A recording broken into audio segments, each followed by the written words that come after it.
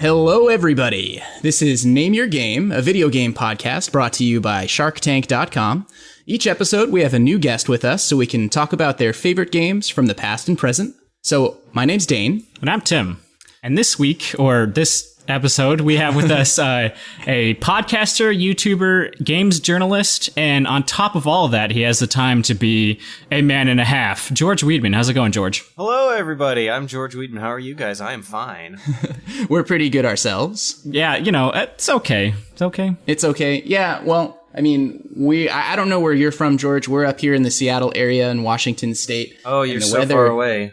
The weather's been just weird lately. Yeah, it's been kind of ridiculous. Atlanta is a little swampy right now this time of year. Late summer, very very wet, very hot at the same time. It's not ideal. Yeah, that sounds pretty miserable. That actually sounds kind of like how last night we had this crazy tropical rainforest thunderstorm. Yeah, it was actually at 90 degrees. Well, yesterday it was in the upper 90s and fairly humid. But today it's just been super because it was raining and. Okay, the other day I actually did have to walk home in the rain, and I liked it because it made it it was horrible, but at least it was slightly cooler than it was when it wasn't raining. Yeah, exactly. All right, George, I have a burning question I need to ask you. I wonder what it is. Burning. What is your favorite game? Video game, that is, of all time. Of all time. Of all time. That changes with the things going on in my life. Like when I was a kid, it was Ocarina of Time. Mm-hmm. And then when I was a pretentious college sophomore, it was Metal Gear Solid 2. Okay. And then when I went out and started dealing with some real shit in the real world and got depressed about being an adult, it was Majora's Mask. Oh, wow. Right now, I think, with the stuff that I've been playing these days for Bunnyhop, I super duper enjoyed my time and felt like a wonderful little kid again when I was replaying System Shock 2 recently. Okay. Do you want to talk about System Shock 2? Yes. I have a lot to say about System Shock 2 because I actually don't plan on doing a legit video about System Shock 2, which will probably disappoint a lot of fans, but they'll find out why. Curious, because you did one about System Shock. Yes. So I don't want to spoil too much, but I can say that the fans will find out soon enough why I'm not making a video for System Shock 2, because it's actually going to be covered in the territory of an upcoming feature. But yeah, I really love that game, and I might not have been playing through it in a pure, unadulterated, innocent state because I had some gameplay tweaking mods on it that I think fixed problems people have with this game. Okay. But that just meant that I enjoyed it more upon replaying it. Actually, hearing about those mods you just mentioned makes me more excited to play System Shock 2 because I'm a terrible person. And I actually have never played System Shock 2. I've played Bioshock, and I've played Bioshock 2. I've played Bioshock Infinite, but I've never played System Shock 2, which many, many fans have told me. It is eye-opening playing these games back to back. When I was in my younger days, I played System Shock 2 before Bioshock, and I remember hating Bioshock for the mass marketing the style of this game and making it appeal to a lower common denominator, because System Shock 2 was still quote unquote kind of, but now I'm replaying it and I'm seeing that it really didn't in another weird way. A lot of the goodness of System Shock 2 still was retained over in Bioshock, and a lot of things improved, a lot of other things just kind of disimproved. What is the opposite of improved? They kind of devolved in a way. The atmosphere gets better. Yeah, worsened. The atmosphere improved, the interface worsened, but the general and the writing of Bioshock takes a nosedive off the halfway point, whereas in System Shock it stays consistent. But they both have their problems and they both have their high points that are really interesting to see when you play them back to back, because then you kind of come at it with more fresher memory of both games. Sure. Yeah, I've played System Shock 2. I haven't finished System Shock 2. That's the problem people have with System Shock 2. So not a lot of people finish tell me about these mods, because that might fix some of the problems that I'm having having it keep my interest. I noticed this when I watched the Zero Punctuation review. When I was younger, I played all the way through System Shock 2 and had a grand old time from beginning to end. But Yahtzee said that he couldn't finish it, and people in his comment section were agreeing with him, saying that they loved it up until the 6 or 7 hour mark and then just couldn't keep it up. And I think that happened because of two reasons. One, the RPG system being really demanding of the player, requiring them to level up things that really contextual skills that might not have been that useful at that part of the game. Like there's one part in the very beginning when you are given the resources to upgrade your research skill to level 3, and you are required to do this to research a mission critical objective item that is given to you. The resources to upgrade are given to you, but this skill is literally something that is not useful for 80% of the game. Like certain unique or high tier weapons will require a high flat value of research skill to attain, but you can easily beat the game without them.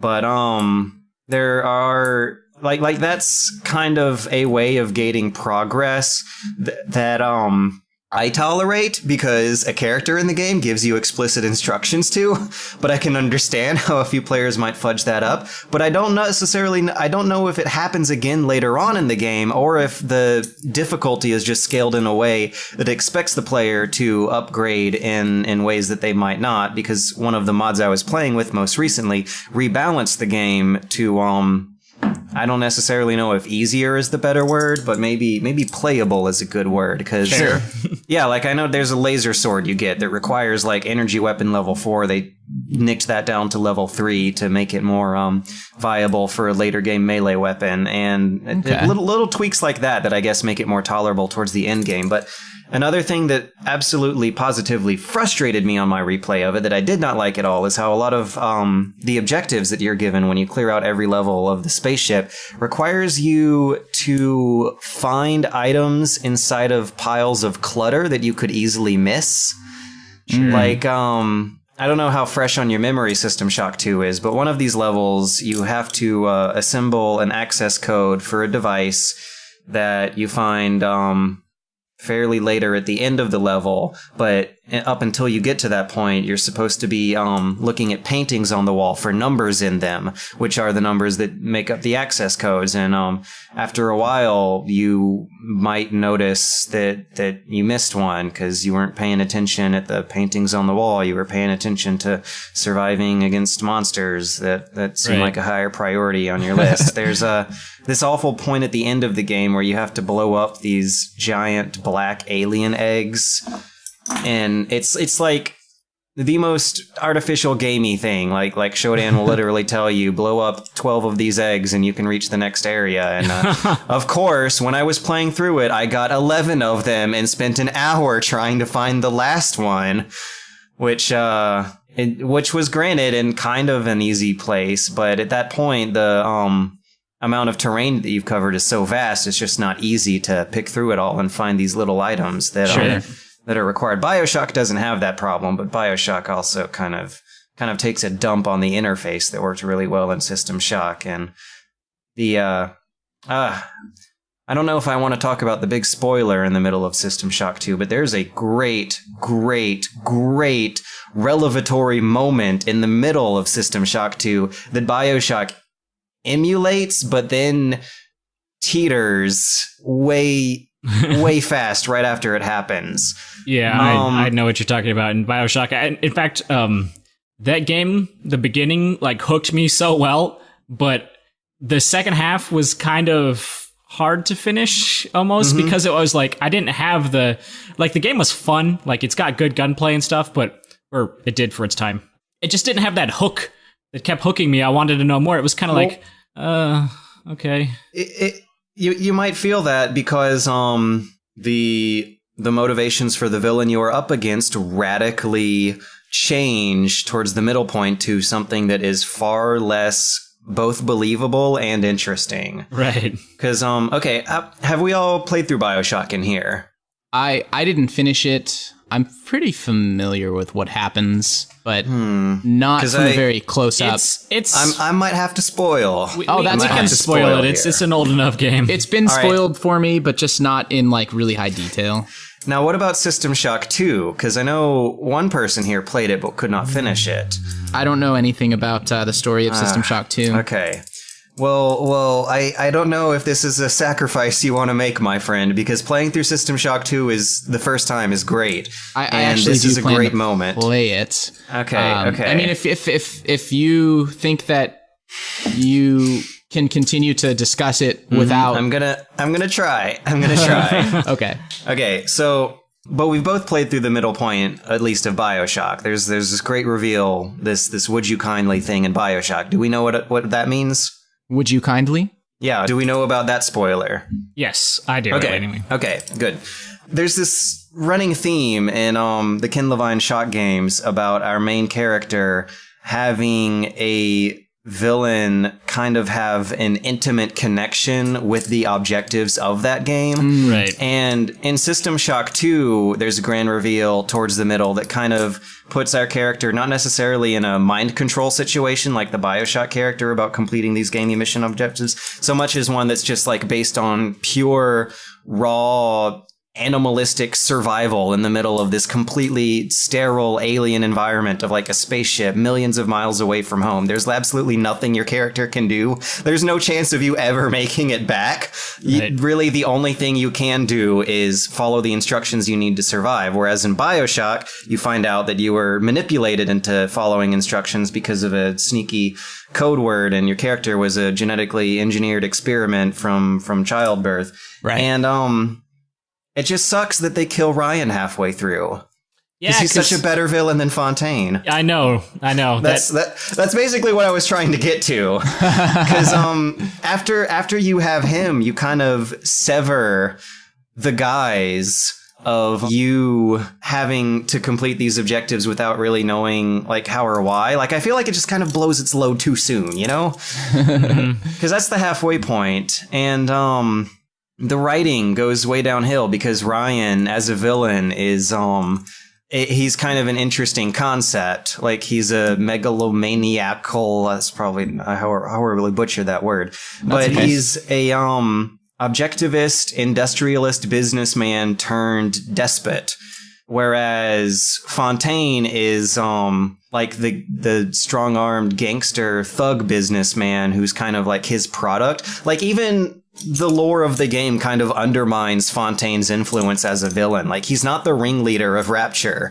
Ryan is, but right. for some reason they swap out the ringleader of your game into a character who is much more of a mustache twirler with much less interesting things to say.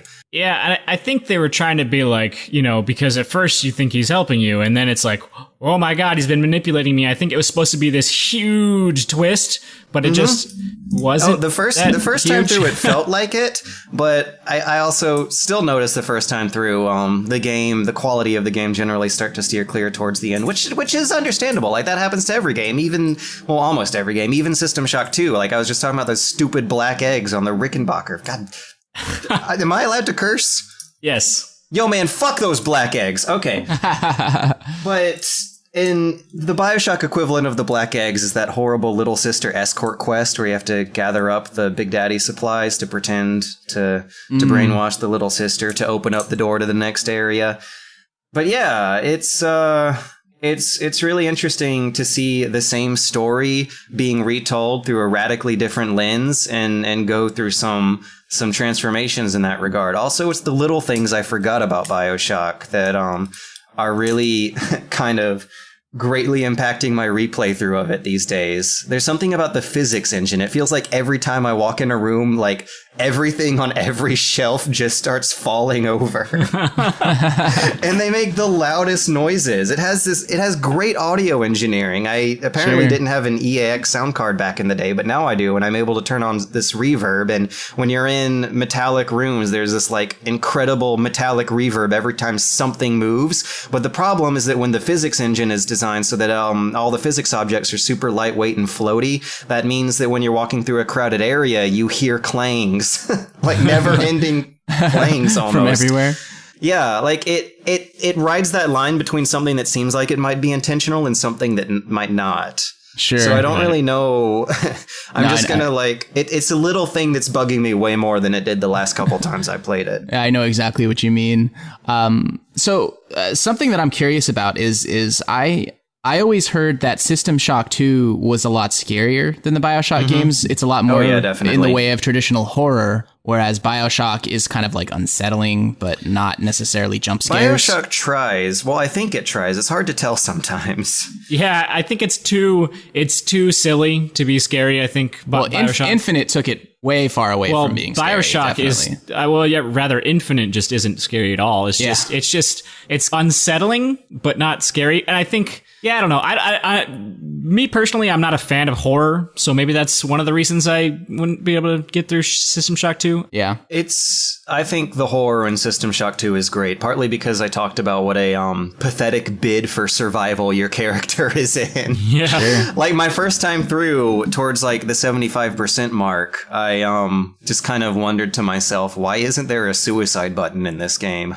Because your character has literally nothing to gain except surviving by himself on a spaceship trillions of miles away from home. Like, sure, he can kill Shodan and save the world from a potential future of being invaded by these horrible aliens on the ship, but that wouldn't happen for thousands of years. Right. Like, it's just like the physics of it don't incentivize survival. So you really, it's an existential horror, really. Like, that's what I love about it. Yeah, I'm excited to play it. Like, I still want to go and play it. I do like scary games, and of course, it's just I don't. Even as a predecessor to the Bioshock games, I think it'd be fascinating to see it for that reason. Plus, it's still really good. Yeah, and I've heard so much about it at this point. Like don't even come into it trying to view it as a predecessor, because it still holds up, I think. Keep in mind, I was playing it with mods, so it wasn't the vanilla 1999 version. Yeah, but, I do want to try it with mods. The one thing that like really confused me about it was because I didn't play it until years later. You know, actually a couple last year. In fact, Recently, I started playing it again just because you mentioned it in an email that you were talking about Shock, so I figured you meant System Shock 2. So I was just messing around in it, but the gunplay was just so not good. Well, like, it came out, like, a year after Half-Life? Yeah. And Half-Life had such good gunplay. Now, that being said, Half-Life was a lot more one-dimensional in terms of gameplay than System Shock 2 was, because System Shock 2 had the hacking, it had the... What do you call them? The fucking psionics? The psi powers. Yeah, exactly. Yeah. So, you know, obviously System Shock 2 had its own thing going for it, but like as a kid playing Half-Life, that was just like, you know, that was the tits. And I just can't put myself back in that state for System Shock 2. Maybe one of the mods I had on helped. I'm sure it's not that hard to make the gun flashes brighter and to make the sounds louder, which generally helps depending on the kind of game you're trying to make, you know. Sure. Yeah. I think it depends on how much recoil you have is generally the rule for game developers on how loud and flashy they want the guns to be. Because you notice this when playing like Call of Duty versus Battlefield. Like Call of Duty guns sound like you're crumpling up a piece of paper, but they also don't recoil as hard as Battlefield guns, which sound like cannons. Because that's what real guns sound like. Yeah. I don't know. I don't know if I've never had to thankfully know what real guns sound like. But anyways, interesting story behind the gunplay in System Shock 2. Yeah. It sucks because the engine was not built for it. Yeah, the way that the Dark Engine was built, it kind of incentivizes clutter items and detail and player interactivity with those clutter items and detail. Like, compare it to Half-Life, it's a way way better looking game even in vanilla. But that meant that because of a weird quirk of this engine, everything that not even just rendered, but is interpreted by game logic, has to be kind of tracked by the engine as an object in the world. So that means that your rapid fire assault rifle gun, which should technically be a hit scan weapon, like just teleporting damage on the spot that you're aiming at, actually has to take up resources determining the projectiles and the trajectory of every bullet. But in these engagement distances, that's seriously not going to matter. Yeah, like back in the day, you would notice your frame rate drop when shooting automatic weapons in System Shock 2. Really? Yeah. That's fascinating. Yeah. That makes sense the way you described it. It completely back makes on my sense. horrible compact computer, that disincentivized me from using the assault rifle a lot. So yeah, that's an interesting explanation behind that. Playing them back to back, though, I kind of miss the single fire crack of the assault rifle in System Shock 2 felt really good because it didn't have any new age moving crosshairs inaccuracy bullshit going on. You just pointed and clicked and it landed exactly on your little crosshair no matter what. You didn't have to stop and aim and use the iron sights. It was a simpler time. Yeah. So did you play back-to-back, or did you do back-to-back-to-back and play Infinite as well? I'm about to hit Infinite. I'm finishing up Bioshock right now, and then I'm moving on to Infinite. I'm deciding whether or not I should count Bioshock 2 or not. It's not a Levine game, so I don't know if it counts. I wouldn't. But I don't know. I didn't get very far in Bioshock 2. I didn't really find it compelling. I didn't want to keep playing, so I didn't. Mm-hmm. Have you played Infinite before, or would this be a replay, or would it be your first time playing? This, it will be a replay. I don't know if I'm looking forward to it or not, though. You didn't really like it the first time? It is my least favorite of the shocks. My least favorite shock. It's the only one that I've played from beginning to end. I don't know. I maybe it's just because it was a decent game. But I think it was just easier for me because it was more streamlined, which in a lot of ways is typically a problem people have, especially people who are big fans of a series that comes before a certain game, is when a game gets streamlined, easier for the masses, that sort of thing. Typically, it's not viewed as a good thing. But me, for some reason, I always find those games easier to play and get into. Just because typically I'm just so busy with stupid adult stuff. That is the idea. Like, streamlining doesn't necessarily have to be a bad word. Like, no, in fact, sometimes it's a great thing. Yeah. Like the Civilization series, I would argue, is an excellent example of them streamlining. That is an exemplary example. Is that redundant to say that? Yeah, but I don't know. But System Shock 2, actually, I think, is an excellent example of them streamlining the complexity of what was an almost unusable interface in System Shock 1 into something much, much more manageable. I don't hate it for streamlining much. Like, there's a difference between, like, streamlining existing features and just, like, taking out features. Right.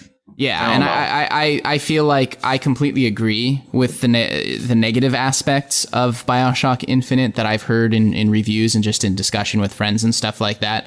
But it was still so easy to pick up and play, and it was very pretty. And so that sort of shallow aspect, that shallow part of me, was pleased by it from beginning to end. It was very good looking. In fact, Bioshock Infinite was the first game I really, truly attempted to review. And I'm kind of worried. I don't want to go back and read it because I have a feeling that it's a really bad review. I'll just pretend that it's good and not read it again. Anyway. I never read my old stuff. But yeah, Infinite was interesting. Agree, disagree?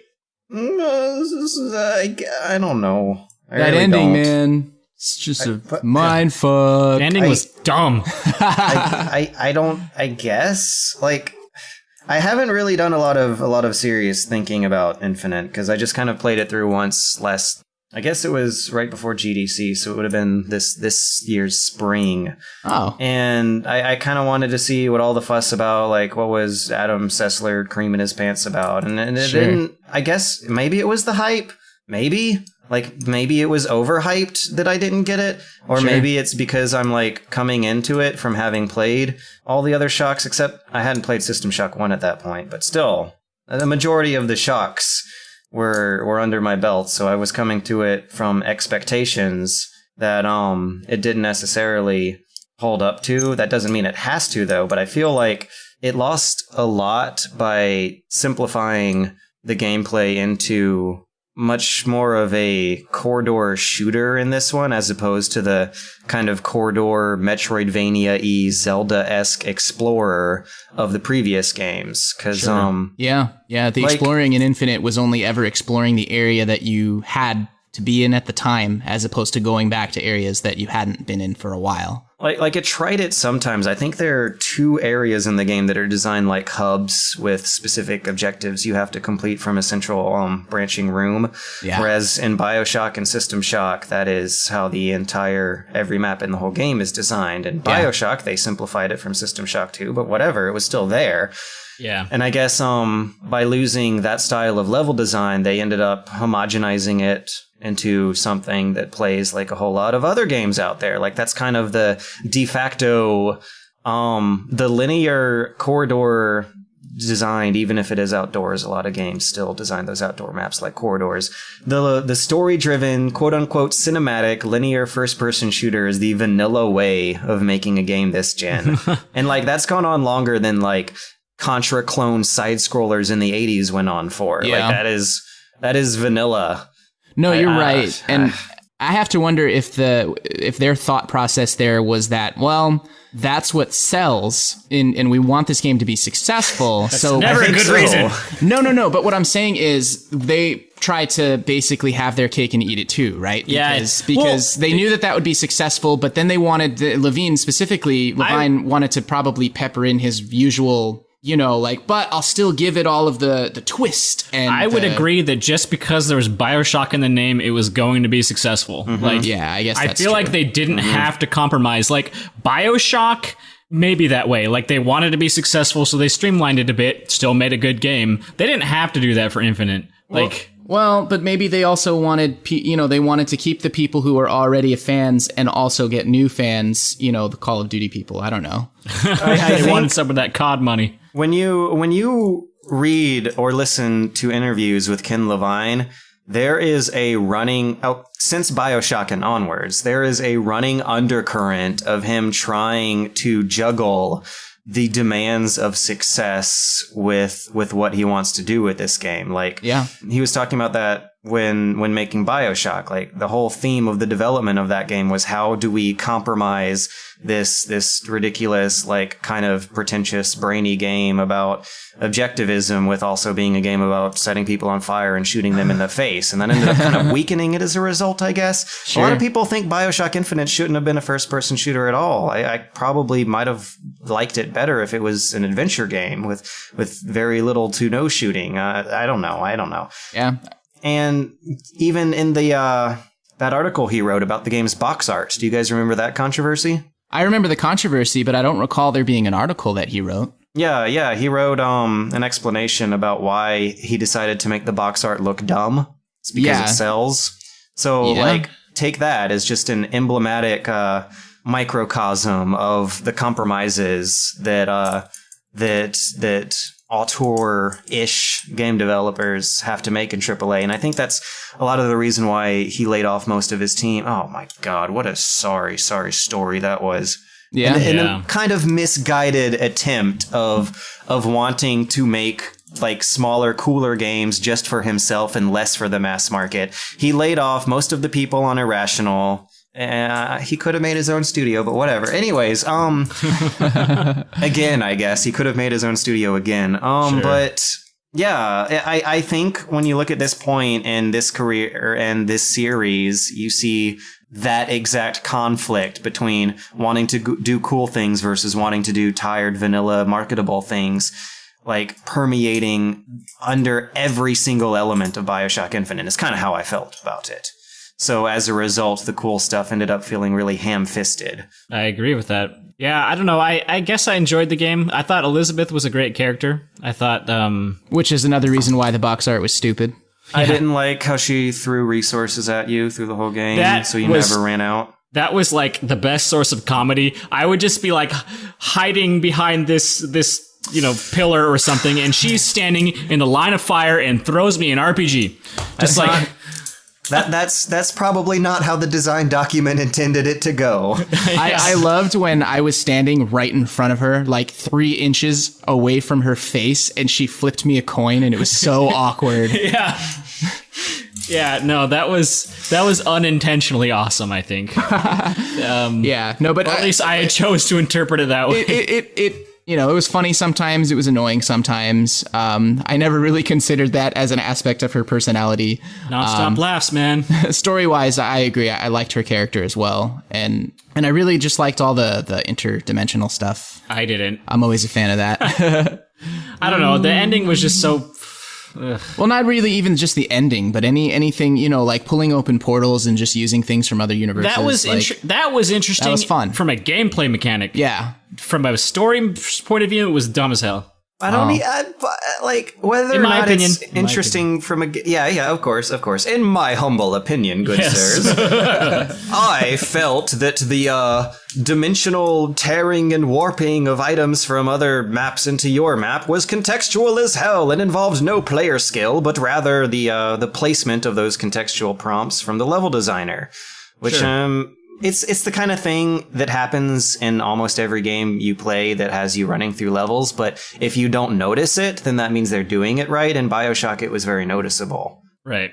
Like the placement of of spikes, saws, and chasms in Super Meat Boy is purely contextual based on where the level designer puts them. But you don't really know because the level designs are built in a way that is kind of tests your skill of navigating those contextual hazards, whereas in Bioshock Infinite, you can shoot people in the face just fine, or press a button over here and get a bonus piece of cover if you want it.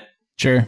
Yeah, It's just I guess kind of there. there were situations where it would give me a hook to fucking, I guess, Spider-Man up to or whatever. And that was fun. I don't know. I liked it. I think from a story point of view, it was cheap.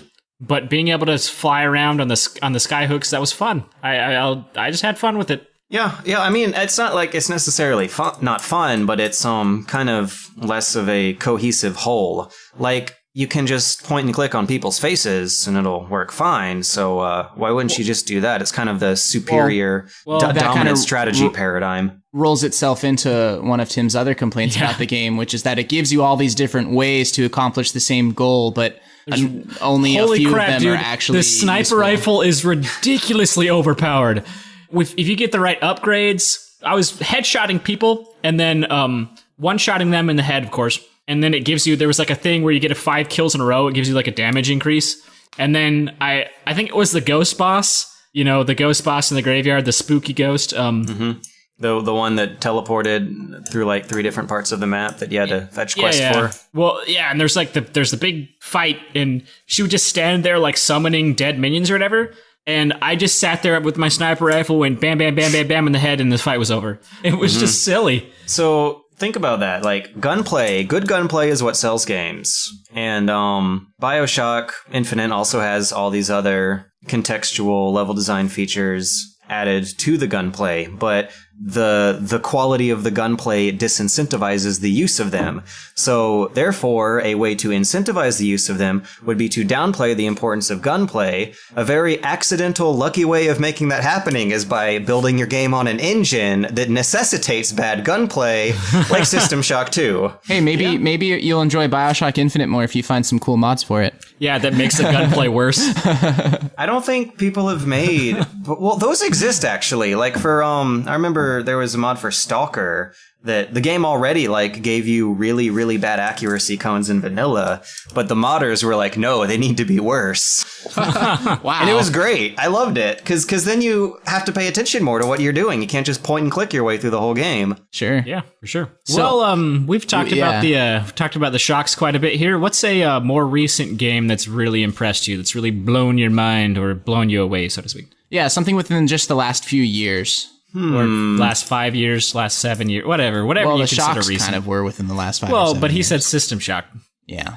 But yeah, no, think about how certain games, like System Shock and whatnot, your favorite games in the past really impressed you then, I guess I already mentioned Stalker, but what is more current are the Metro games. Kind of coming out of a similar vein. Yeah, they are similar. I've played a little bit of Stalker. That game's pretty scary. I haven't played the Metro games, but I've been wanting to for a while. I'm pretty sure I got the first one on a Humble Bundle. Why does everyone like horror games? God. Well, I mean, I'm just joking. There's something very powerful about being immersed in a first-person environment, and horror is a very, very effective way of making that power happen, in my opinion. I agree. You get a little extra easy points for immersion if you're asking the player to like shut up and concentrate, because if they don't, a monster will pop out at them and they'll freak out. I don't know. But Definitely. Okay. I really loved the Ranger Hardcore mode in Metro 2033. I wish a lot of other cinematic, linear, first-person vanilla games shared rules for gunplay that you'd get out of the Ranger Hardcore mode in that game. Well, why don't you explain more about that mode? In Ranger Hardcore mode in Metro 2033, most of the gun damage was amplified to the point where both you and bad guys fell within 1 to 2 hits. Nice. Which rebalanced the game in a really interesting way that would have been horribly unfair in any other game if that game did not have a stealth system, which Metro 2033 did. And, like, I think you might kind of get a similar experience by, like, cranking up Far Cry 3 to the hardest mode and trying to improvise your way around stealthy ambushes and guerrilla warfare in that game. But the difference is that in that game, enemies will be bullet sponges. Like, you'll be extra vulnerable, but enemies won't be. But in Metro, it's balanced so that you could, like, spray blindly in the darkness and maybe actually hit 2 or 3 people and then feel really, really, really lucky when things quiet down and you see that you managed to get everyone. It was extremely immersive, and you had to pay attention to a lot of little lighting details. Like, shadows suddenly became a whole lot more important. Moving light sources would give away positions of enemies because you would really have to pay attention to where each and every one of them was at a given time. And since you could sneak around them, that meant that you could kind of like mentally tag them in your mind for mapping out threats and making your way through areas completely undetected or not if you decided to start shooting people. But I feel like just changing that rule of the gunplay did a whole lot of good things for the game. It made the weapons feel more powerful. It made the stealth feel more powerful because since there was a stealth option, you had a viable way of playing through the game on the purportedly hardest difficulty mode, but still doing it fairly easily.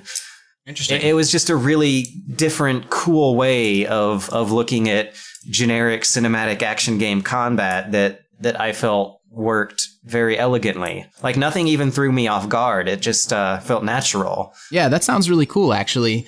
I have to imagine that some scenarios felt almost like a Wild West like duel, right? Because they see you, you see them, and then, you know, your heart starts pumping. You move the crosshair over them as quickly as possible and have to be the first one to shoot, essentially. Yeah, kind of. But the stealth system gave it dynamics. Like, you could alert a few enemies, fire off shots, maybe hit 1 or 2 of them, or just like suppress them back behind their cover, and then sneak away and come back at them from a different angle. Sure. It was more like being the Predator than being Clint Eastwood. Okay. So, you know, because, as I said earlier, I'm not really into horror games. I'm not really familiar with these games. So what is what exactly are these games about? What is the setting? What character are you playing? The setting's way less interesting than the gameplay, as is often the case. Yes. Well, isn't Metro, like, I know Stalker is like a Chernobyl, that kind of like radiated, like, Russia. Isn't Metro something similar? They both share very similar settings. They're both irradiated Russia, well, technically Ukraine for Stalker, but they're both actually based on books. Metro 2033 was a novel they decided to make into a game. That does not happen very often. No, when that does. Yeah, and when it does, it's usually good. Right. like Witcher. Have you guys gotten into those games? I've played a little bit of Witcher 2. It's pretty cool. Yeah.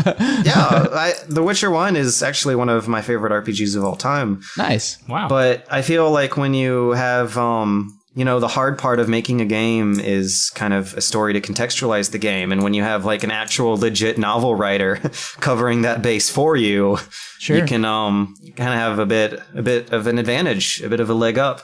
Yeah, but that's how Mass Effect was. The original writer of Mass Effect also wrote the novels in the Mass Effect universe. Yeah, exactly. Oh, man. I have some horrible stories about game novelizations that I could share with you guys right now if you are into that sort of thing. You know, I've been known to dabble. Okay. I am doing a video feature very, very soon that will drop about bad video game novelizations. And I have with me, in my possession, 3 of them in front of my face. One more is about to arrive soon, but I have the Metal Gear Solid novel by Raymond Benson, Doom 2 Hell on Earth, a novelization by David Abhug, and Hitman Enemy Within by William C. Dietz. Nice. They made a Hitman book? I can't believe you're not saying they made a Doom book? No, I totally get that. Hitman? No, I'm just joking. Okay, no, but they did.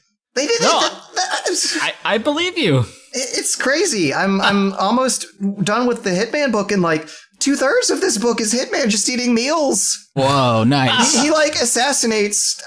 I don't know. He actually shoots a bunch of people, but that's like 2 pages. 4 pages will be him driving to the restaurant afterwards and eating at Denny's. And they'll actually say Denny's. What did he order a moon over my hammy? No, he got a Grand Slam breakfast. Oh. Now we're all disappointed. Now I'm not reading that book. How could you not be disappointed in the worst of the worst video game novelizations? Now, people have actually said the Metal Gear Solid book is good, but I don't necessarily know. Like, I've also heard people say it's awful. And that means I'm probably going to like it a lot. Sure. Because I'm a fan of, like, campy things that are terrible. Well, so I am a big fan of Blizzard, their games. Not so much. I grew up a big fan of Blizzard, I should say that. I'm still a fan of Blizzard, but to much lesser of an extent than I used to be. So I've read every novelization of the Diablo universe. Some were really good. Some were less. I've read several of so basically all of the Warcraft novels that came out before World of Warcraft came out, I've read. I haven't read any of the World of Warcraft books because it's a World of Warcraft book. That's enough. I mean, and then I've also read a bunch of the StarCraft books, and God damn it, those are good. I don't care what anyone says. I feel like there are going to be the same amount of people who are like, George, how could you waste your time reading this awful crap? Versus and also the same amount of people who are like, George, I can't believe that you're not giving these brilliant, unique novelizations their due justice. Who will like think I'm underplaying it no matter what I say, and also people who think I'm like overplaying it no matter what I say. You just can't win, man. No, but I'm going to have a lot of fun. I'm going to have a lot of fun with this one. No, I actually saw a feature just recently about how sex scenes in video game novels are fucking terrible. Like almost 100% the Hitman of one the has time. a few, and they're like so weird The because they never metaphors happen in that the game. Yeah, the metaphors that the writers use are just like embarrassingly bad for I don't think I've read a video game novelization that had a sex scene. Yeah, the excerpt, I don't even remember which book it was from, but the excerpt was like he danced in the bed with her the way he dances with his enemies or something like that, and it just made me feel so uncomfortable. I'd read that. It's like I heavily paraphrased, but it was along those lines. That sounds like it was as equally awfully written as it was awfully imagined. Because, like, if you take that statement literally, then that's not sex at all. Okay, whatever. They wrote in a male gaze in the very beginning of this Hitman book. I'm trying to see if I can find it now. Where they, like, pan the the narrative camera up Marla is her name, up her legs to her boobs. Hang on a second. I just gotta Control F with my face for the word breasts, because they're in here somewhere. All I want to see from a video game sex scene is he stuck his bastard sword in her pit of desolation. That's all. Or her, and bastard sword needs to be in the quotations. Her void zone, if you will. You're supposed to stay away from the void zone. Did someone mention my name? She wore leathers and made them look good. 2 other women were present as well, both of whom had pretty faces and large breasts. But this one was different. Looking into her bright green eyes, it was like looking into a bottomless well. Somehow, without being told, the assassin knew that Marla was the most dangerous person in the room, outside of himself. There you go, ladies and gentlemen. Let's have the author of that novel as our next guest. Yes. Yeah, maybe he'll leave a comment. Oh man, that's brilliant. I don't care what. No, is it? I don't know, it's just. Is it? Just no. They both had large breasts. Oh God, thanks. She made them look good. Yes. Yes. Yeah, every chance this book gets to talk about this woman's sex life, it leaves me wanting more. I want to know what Marla's breasts look like. Were they? You could read Hitman: Enemy Within by William C. Dietz. Wasn't there a Hitman movie? Are they making it now, or was it They're already making made? a sequel. They made a Hitman movie. It exists, yeah. It came out long ago. No one liked it. Yeah, that's what I thought. I've never met a person who did. Because they're all dead. What about, like... Wait, that doesn't make sense. Uwe Boll or whatever? Yeah, Uwe Boll. I don't know if he's still allowed to make movies or not. Uwe Boll is the German movie director who made tax-supported movies based off of cheesy video game licenses that had no responsibility being video games, like Far Cry and Blood Rain. Oh, he got into a Postal. boxing match. Yeah. The Postal movie, like, how could that go right? Like, that's the real question. How could... I was about to say what could go wrong, but I realized the sarcasm would be totally lost because you can't make that right. You literally can't.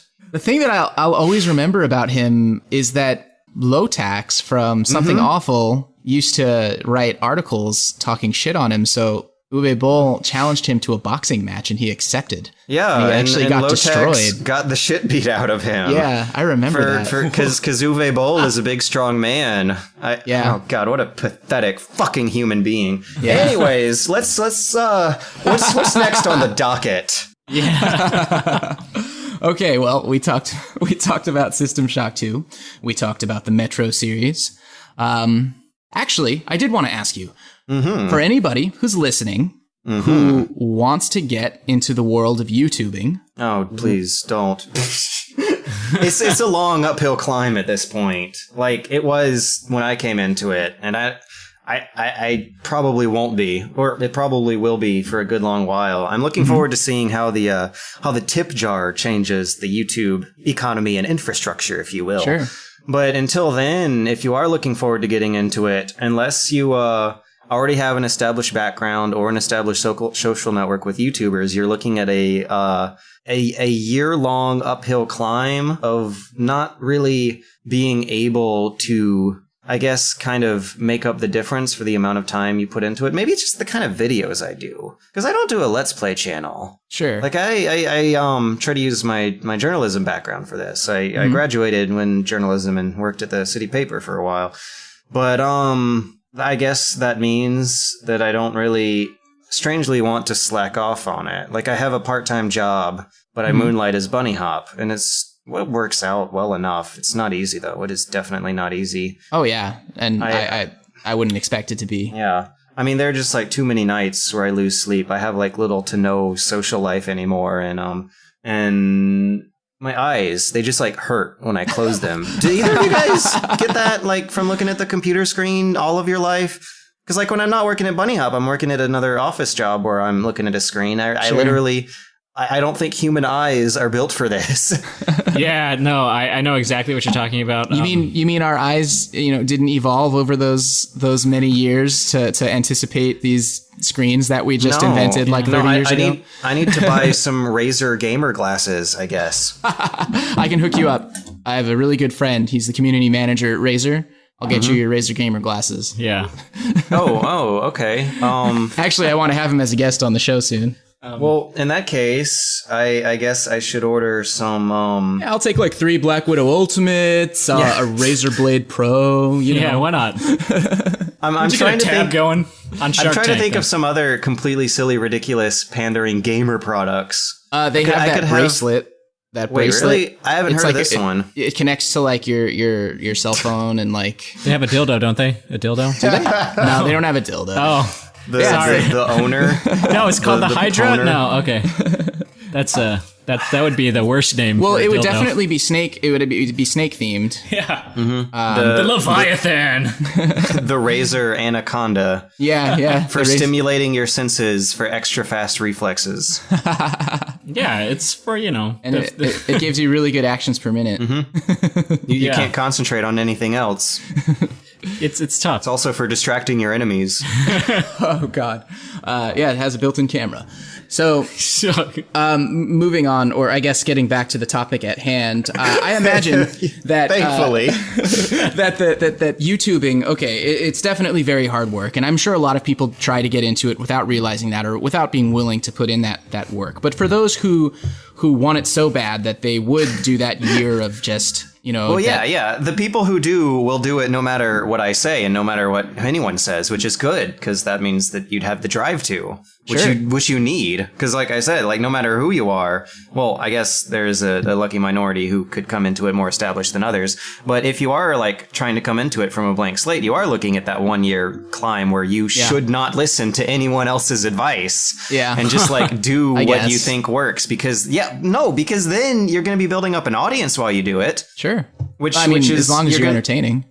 Enough. That's the idea, at least, I guess. Tiny bit. Yeah, but I guess making an assumption that you're not horrible. Yeah, and if you want to do it in the first place, you're probably the type of person who at least knows a little bit about entertaining, if it's something that's even appealing to you. Right, yeah. Well, you're also going to be building skills while you do it. You're going to like learn about video editing and audio production. Oh man, I've learned so much about video editing. Exactly. Holy crap. Yeah, you can carry those skills into other jobs. It has certainly helped me out. Wink, wink. One of my favorite kind of, I guess, videographers or whatever you'd call him. He makes gaming videos, reviews, and whatnot.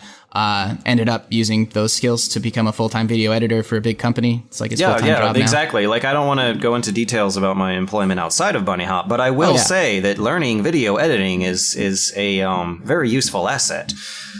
But nice. That's basically what I would say. Like, be prepared for an extremely long, extremely painful, year-long uphill climb until you get into a routine, until you start getting used to seeing the dawn, until you get used to how your eyes hurt when you close them. But there's also a lot of love to come out of it. A lot of fans like that. Just having work of mine immortalized in that way is like a rewarding feeling enough. And even then, like if you don't, you'll still be learning skills while you do it. Sure. Also, obviously I'm not an established YouTuber, but just something for anyone who wants to do something and be successful at it. Be okay with sucking at first. You know what I mean? Yeah, definitely. Everyone sucks at everything first. Focus more on the progress than on the quality at hand. You know what I mean? Yeah, no, like everyone who says, "Oh, you're so talented." No, fuck those guys. Talent is a myth. People who are talented just had a lot of time to practice because that's how you get good at something. You practice at it for a year. You climb uphill to competency for a year at a skill, and sure, and then you get good at it. I will say that certain things come a little easier to some people just for whatever reason. Maybe they're more creative, they have more creative personality, whatever. But yes, it's true. And that's something that's always bothered me when someone looks at someone else as they're creating something, whether they're drawing a picture or whatever it is, and they say, "Oh my God, what you're making looks so great. I wish I could do that. Tell me how to do that." And it's always kind of like, well, you realize practice. Yeah, exactly. Yeah. That took them years and years. Years. Keep in mind, struggling. I think I mentioned like going to college for journalism and stuff. Like people say I'm really good at writing. It's not because like George Weidman is good at writing. It's because George Weidman's years of experience and practice have reached that point where it can be considered good. Like I didn't just pop out of the womb good at writing. Yeah, and my girlfriend, she went to art school, and she has a lot of friends who are super talented artists. But the thing is, like, when they're on a weeknight and they'll go out to a bar and they'll bust out their sketch pad and they're drawing while they're at the bar, you know what I mean? Like they're so devoted to what they do. They're doing it for hours every single day. Yeah. And anyone can do something for hours every day and eventually be great at it. Like, I mean, you can trace that super far back into their childhood. Like, chances are they might have had more toys of a certain theme that steered them towards art than others. And, like, it goes deep, man. Yeah. It goes deep. We all love going deep. I would agree. I mean, I'm a failure of a human being and haven't actually gone down the road. He's not joking. Join the club. I haven't actually gone. I have all of these creative things that are interesting to me that I feel like in my times like experimenting with them, they've made sense to me. And I would love to actually take more time and get better at things. And I still haven't just because I lack the motivation at this point in my life. But of all of those, what interests me the most is music. And thinking back to it, I remember being like 6 years old and having a stupid like 8-key baby piano and sitting there for a short period of time, just figuring out how to play my little child songs. I know nothing about music. Like I can't even describe it well when I try to write about it. And when I was growing up, I never had any like music toys, like little baby pianos. Yeah. And I never joined the band in school and whatnot. And like that is just like a factor of the lifetime of experiences that people develop their skills over. Yeah, I played the guitar for like 10 years, so, So you can probably write way better about music than me, even though I'm like this writer guy. You might be giving me a little too much credit there. But I could undoubtedly play better than you. Oh yeah. I mean, that just like goes without saying. Yeah. But no, seriously, like I don't know what I was about to like talk about. You don't know how to music? Is that what you're saying? Is C a musical note? I don't know. I don't know anything. It is. C is a note. There's many C's actually. Okay. I might be onto something here. Yeah, just talk about the different notes and how they make you feel.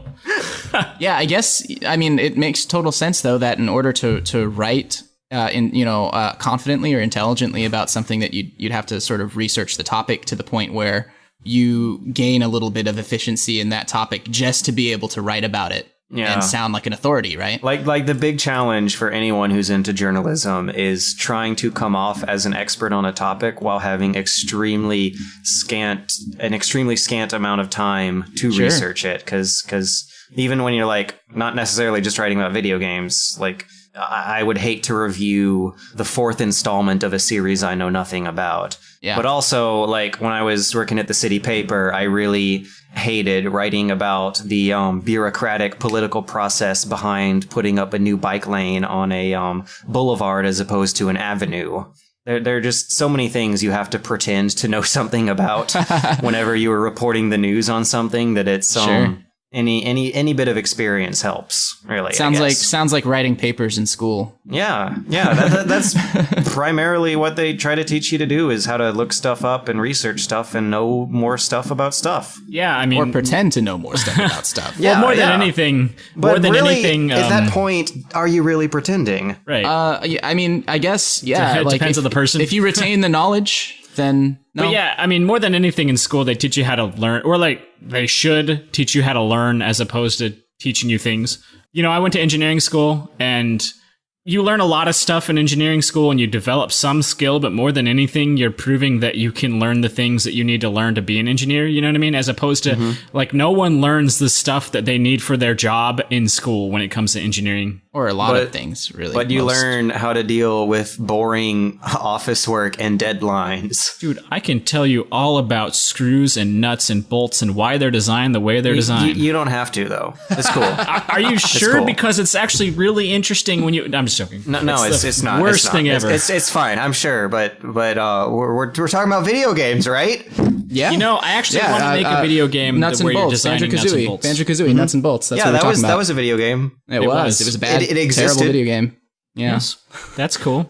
Now that we've covered nuts and bolts, what's next on the docket? Underneath nuts and bolts.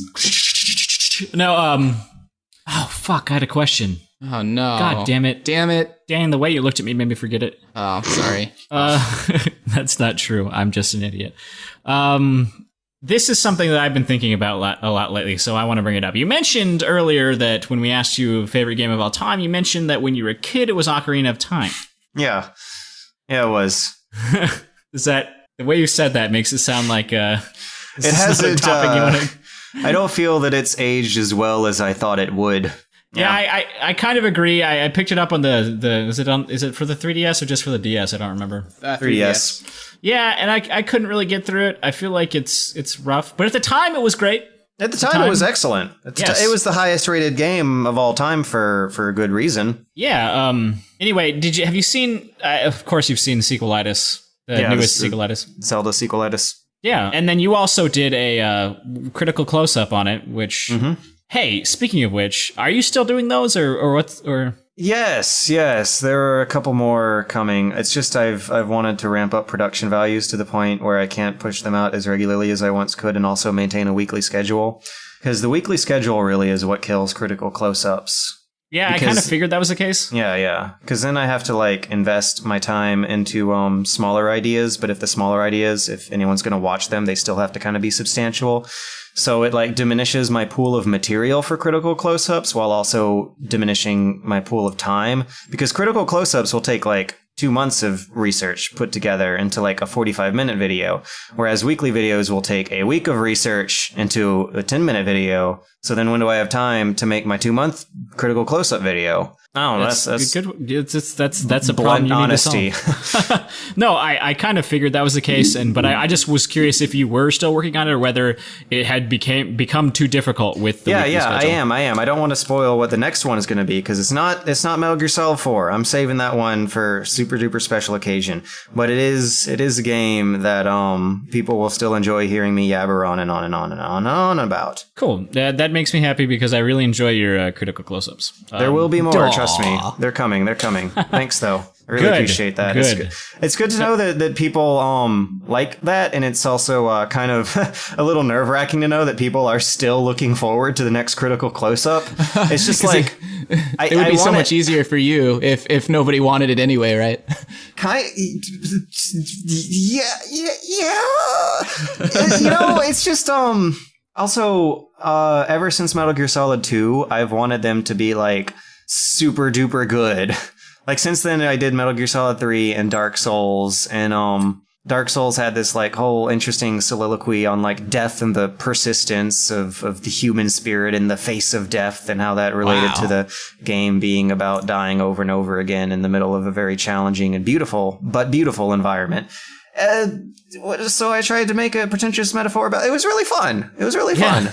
And that's how much fun I want to have with every one of those, but they just take so long to put together that I can't really do that while also maintaining my weekly schedule of videos. It's kind of to the point where people could have 2 critical close-ups a year and like 2 other or like 1.5 videos each month, or my regular schedule, which is 1 new video every week. And wait, I said that wrong. Okay, if I like stopped doing the weekly schedule, I probably could do a critical close-up a month, but then people would have nothing to watch until then. And like my other videos have gotten more views than my critical close-ups, which also really sucks, by the way. Like it really sucks. Yeah. Putting so much work into like the Metal Gear Solid 2 one was like the magnum opus that I can't stand to watch now. Like I just cringe every time I bring that thing up. But like, that's one of the highest views on my channel, but it never ceases to amaze me that the highest viewed Bunny Hop video is 5 reasons not to get hyped for the PlayStation 4. And it's got, like, what, 17,000 dislikes or something? Yeah, like, it tapped into a market that I did not have, that did not like my style. Yeah.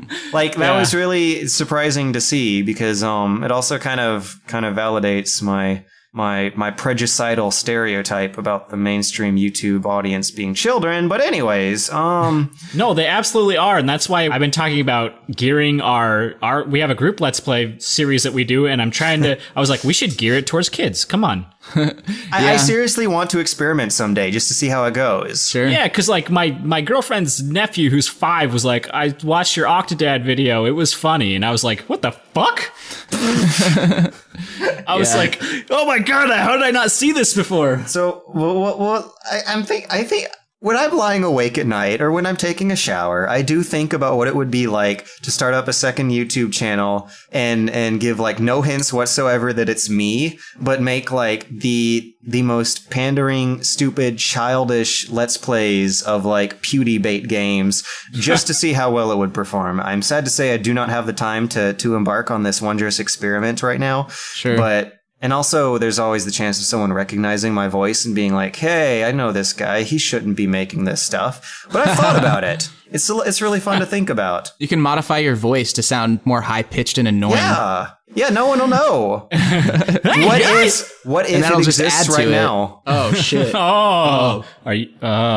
You know, I've actually considered doing like Scream Cam because I legitimately get scared. That's why I don't like horror games, because I legitimately get scared. So I've thought about doing Scream Cams and having absolutely genuine reactions. And I don't know if I could do that, though. Well, that is how they marketed a new horror game that came out today that is a very short demo called PT.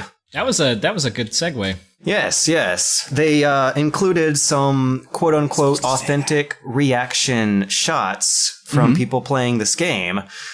It surprised me to see those in this thing. Like, that's seriously how we're marketing horror games now, is by people screaming at the camera. Like, what a pervasive social trend this has become. They did that too, though, with that Goat Simulator, is that? No, not Goat Simulator is so scary though. No, they marketed Goat Simulator by saying, "Hey, PewDiePie's going to play it. It's going to be funny." Like kind of like that. Like no, I was talking about that one horror game. It was the game where the camera guy sneaks into the asylum. What was that Outlast. called? Outlast. What it was that called. Is correct. Yeah. They had. I think they brought it to IGN and had a bunch of the people there with the lights off, and then the camera had night vision.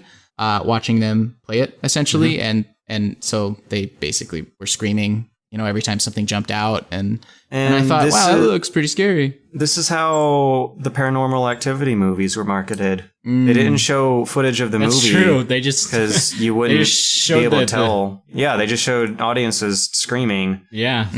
There's some very interesting theories about how pornography and horror are share very, very similar genres because they both get the viewer to jerk. Get it? No, this is like serious academic theory. It's called body genres. A bunch of feminist professors and others have written about it. Huh? You're telling me you weren't making a pun? No, body genres. It's like a legit body Did I of say study. Pung?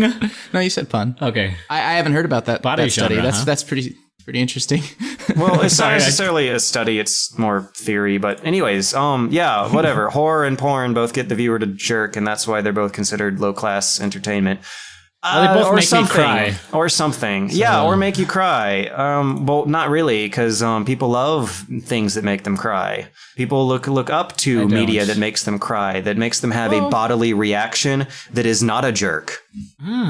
Because, all the movies that win the Academy Awards are like Oscar bait tragedies that everyone cries about. Yeah. Schindler's List. And everyone loved Walking Dead and Last Among Us. Not everyone. And I was gonna say, I'm going to say a significant portion of the audience loves to talk up games that are designed to make them cry. Yeah. I got you. I like The Last of Us. I'm only about halfway through, but that's a good game. I've never played it because I'm a member of the PC Master Race. But what I will tell you is that within the first 10 minutes, I was crying. Oh, yeah, that scene. Yep. Yeah. Oh, man, that scene. I remember that scene.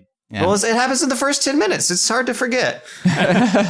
Tim hasn't played it at all, but I think that it'd make him sad too. I don't get sad. All right, so speaking of getting sad, you know what the opposite of getting sad is? What? Getting happy. And you know what it is very unwise to do is getting happy about products that are not out yet. So I agree. One of my favorite games ever that I have not talked about yet is Silent Hill 2. Another one of my favorite games ever is Metal Gear Solid 3. And one of my favorite movie directors is Guillermo del Toro. Guillermo. Oh, dude, I love Pacific Rim. So these three trifectas of George's personal favorite things are coming together. PT is a playable teaser for the next Silent Hill game, which is directed by both Hideo Kojima and Guillermo del Toro. And it's also the first Silent Hill game to come in a while, made by Japanese people and not Western people who did it horribly. Oh, God, it's hard not to get hyped for this thing. Yeah. Don't do it, George. Oh, my God. You know it's going to hurt. I don't want to, but everything is so right. It's like when the front men of your favorite bands join together to make a super group. Yeah. Well, and they never end up that good, but honestly, at this point I'm like, how could this not be awesome? I was going to say, I got that excited when Game Grumps became a thing. Right, because you already liked JonTron and Ego. I loved JonTron, and then Ego is Ego, so I was like, "Fuck yeah!" And then, but then I stopped watching it after a couple months. Who knew that it would take them away from what we liked them for in the first place? The convergence of such powerful personalities on such a demanding schedule, they run out of material. They burn bright, but whatever, it's gonna be awesome. It's going to be awesome. I swear. If it's not awesome, I'm not going to buy it. But I literally Eventually don't... you're going to find out that... don't you have to buy it, as a fan? Kojima and Del Toro are just executive producer credits. If the day one reviews are awful, I'm not going to buy it. Okay, 7 on Metacritic. I think that's my, threshold for red flag. That's fair. And actually, I could make a good point about review scores if we want to get into that. But right now, I'll just say, like, if a bunch of horrible pre-release news does not follow this game up to launch, and if it like has a score of higher than at least 7, and if it comes out on a platform I own at the time, I will probably be buying this day one. It'll be the first game I've bought day one since Call of Duty Ghosts. You know what you should do? You should go to the midnight release. No, then I won't know what the review scores are. Yeah. Well, there's going to be review scores before it comes out. They're usually like 2. And then the rest come, and you know not to trust those 2. You know not to trust the first 2. Yeah, I guess that's true. Yeah, no. Listen, kids, anyone hearing, don't buy games until it's like halfway through day one at least. Sure. Yeah. No, I agree with that. Plus, I typically buy my games digital now anyway. So. Well, that's the smart person thing to do. Yeah. So why don't we move toward wrapping things up? Yeah, so the way we close out every episode is we have a question for the guest. It was asked by the previous guest, and then after you answer that question, it's your job to come up with a question for the next guest. It can be about anything. It doesn't necessarily have to be games. It could be fun. It could be about genital hygiene. It could be about anything. Okay. Genital hygiene. I think I got an interesting one. I got a really interesting one, actually. But hit me. What we got? Okay, so our previous guest was Logan Feith. He's a game designer. He recently had a game kickstarted successfully called Four-Sided Fantasy. You should check it out because it's really interesting puzzle platformer if you've never heard of it. I am Googling it now. Cool. All right, so his question was... What is your favorite so bad it's good game? And if you don't have one of those, what is your favorite so bad it's good movie? I might have both of those. That's acceptable. So bad. I'm going to start with so bad it's good movie because that's an easier question to answer because there are a lot more of those than there are games. It's very hard to strike that balance in games. But my favorite so bad it's good movie I just recently saw. It was Samurai Cop. I don't know if you guys have heard of Samurai Cop. Yeah, I haven't, but I want to. It's great. It is so bad. It's excellent. In fact, it is like it's almost like they knew how bad it was, but they are so invested in making this ridiculous movie that they've made look serious, like you're supposed to take it seriously. That every time it actually makes a joke about itself, it legitimately catches you off guard and actually is funny. So it's a foreign film? Oh, no. It might as well be. It seems like it was made by aliens, starring aliens in a version of the world that is Earth was recreated by aliens. But it's a Western movie? It was made in the West. It was made in Southern California. Sure. You know, the Western United States. In 1989, about a guy, a white guy with very long hair, who is Samurai Cop. And he fights crime in the city by shooting people. Like, I don't know why they call him Samurai Cop. There's nothing samurai about him. He doesn't even wear samurai armor or anything. No, just the name. Maybe he follows like samurai code. Maybe his name is Samurai. Is that no? I'm sure like it's Sam. Samurai. like the only thing giving this character justification for being Samurai Cop is that another different character will like look off into the sky and say, "They say he was trained by the foremost martial arts masters in Japan." And the bad guys in the movie are like some Japanese Yakuza crime gang that decided to open up shop in like not LA. It looks like some really boring suburb in the desert. Every single line is like delivered with such a lack of enthusiasm that you can't help but laugh. And every single line in every single conversation is shot with like a different lighting scheme than the previous line. So you will have situations where characters in the same room talking to each other will be in different lit rooms every time the camera switches back from one of their faces to another. There's one where Samurai Cop is talking in front of the camera, it switches to another guy, and then it switches back to Samurai Cop. His hair is darker for some reason. Oh. That's like brilliant. he washes his hair in between not even the scenes but the shots, and I don't how it's hilarious though. It's a rollicking good time. That sounds awesome. That's a good answer. How about your so bad it's good game? This is a tough one. I'm gonna say it's a toss up between a Half-Life 1 mod called Cry of Fear, which is an extremely derivative It's actually really quite impressive, but it's an extremely derivative Silent Hill fan-made wank fest made by teenagers in Sweden who really liked Linkin Park. But it gets it so right. It does it so right. Like, it is like the exciting, most legit horror game. Oh my god, we keep talking about horror games. But it is like, it should not be, but it is the most legit horror game I have played in years. Sounds like the video game version of So Bad It's Good fan fiction. I don't know. I don't spend my time reading fan fiction, but there's like legendary like Harry Potter fan fiction that gets brought up on the internet a lot because it's so ridiculously bad and brings up Linkin Park and all that kind of stuff. Oh, unlike Samurai Cop, which is like a legitimately poorly made movie. Cry of Fear is a legitimately well-made horror game that just has occasional moments that make you want to cringe your face inside out. Like when you see the main character, he's like this angsty teenager wearing a Linkin Park hoodie who keeps his face shrouded out from it because he's so beat up and tormented inside because his girlfriend broke up with him. But then that stops and you like slowly walk through levels with like a first person version of tank controls. There's like save points that use limited game resources to activate. There's like combat that's not worth it, that actually scares you, not because the monsters are scary, but because getting into combat with these monsters is a situation you legitimately don't want to be. It does it so good. Oh, I can't. So, I really would not mind playing that game again and again and again. I love it. So you mentioned the angsty Linkin Park teenage protagonist. Does that feel like self-insertion by any chance? Like the person who made it, put himself in the game? Yeah, maybe, but I was never like that kid. I was only into smart, cool stuff when I was a teenager, like Ghost in the Shell and Fooly Cooly. I didn't like Linkin Park. I made a music video. More like Stinkin' Park. Yeah.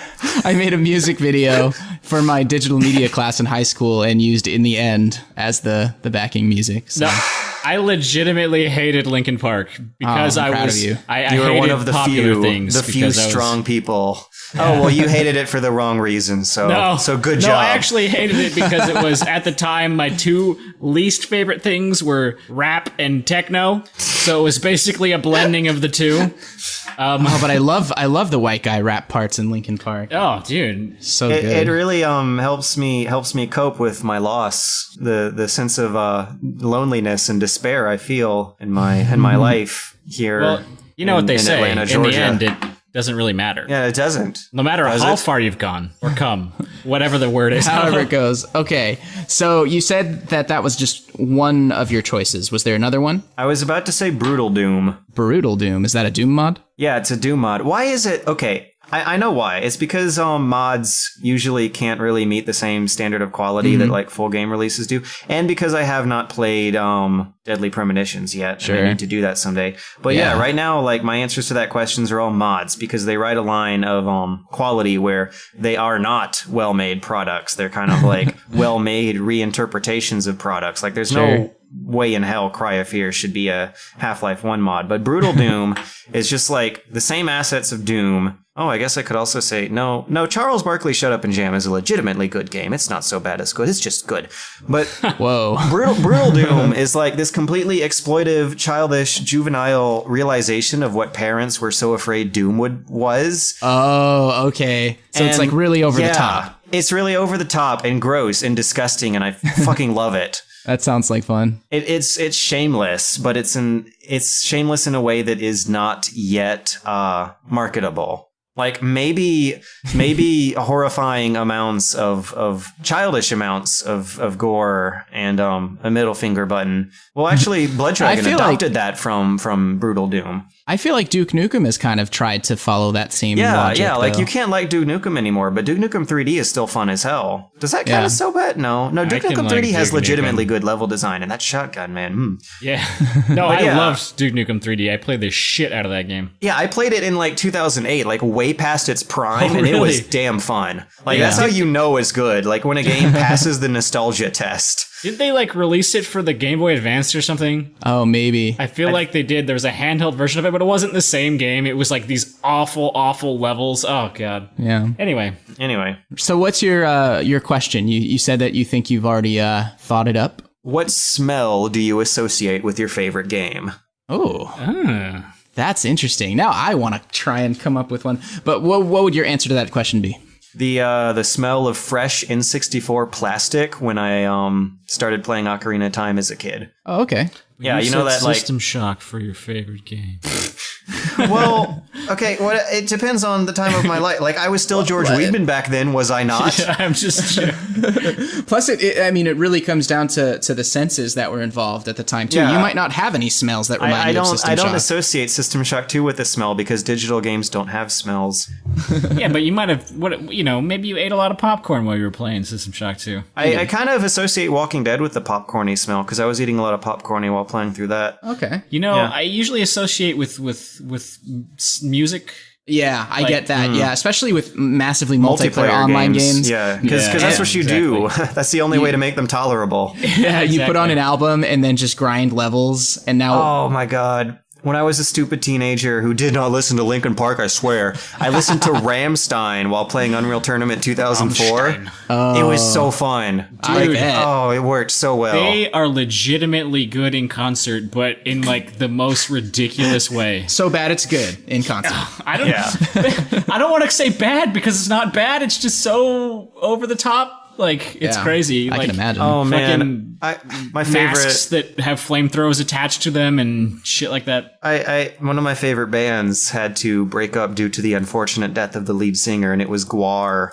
You like Gwar? Like I really like Gwar? No, I have never had as much fun as I have had at the 4 Gwar shows I've been to. Man, apparently metal. they're still active, but I doesn't love count anymore. metal, but Gwar is one of those bands that I've just never been able to really. I don't know, man. I just can't do it. You don't listen to it on an album. You listen to it while at the concert. Yeah. Okay. I gotcha. Because they put on a show. They put on a show. Beavis and Butthead always worked so hard to get to that Gwar concert, and because they knew how good it was. Yeah, I guess so. That should have been enough motivation for you, Tim. I have a friend that loves Gwar, and it's probably also because of their live shows. I love Rammstein because their live shows are ridic. Yeah, redonk. Well, okay. Imagine a bridge that comes down from the ceiling that goes over the crowd into a small platform that's in the middle of the crowd, and as they cross that bridge, they're all in BDSM gear. Or no, sorry. There's one guy in BDSM gear and the rest are in dresses and they're on their hands and knees on leashes because the guy with BDSM gear is whipping them as they walk across the bridge onto that. So this was a concert? Well, that's that type of event. No, it was just the That's what I call Saturday night. your friendly neighborhood power domination hour of power. So they get on that small little platform that's just barely enough to hold all their equipment, and they hammer out like 3 songs on this tiny platform in the middle of the crowd in dresses. Yeah. It is. While blowing fire out of their masks. Well, think about it. Like the fire that they blow out of their masks, does it set the audience on fire? No, unfortunately. Although that's the difference. Unfortunately, you were part of the audience. When I saw them, it was in the Tacoma Dome in Tacoma, which is like south of Seattle. Anyway, the Tacoma Dome is made out of wood. Oh. It's a wooden building. And I have no idea how they got away with all the pyrotechnics they used. However, they closed the show with a giant pink dick-shaped foam shooting cannon that shot foam all over the crowd to the song Pussy.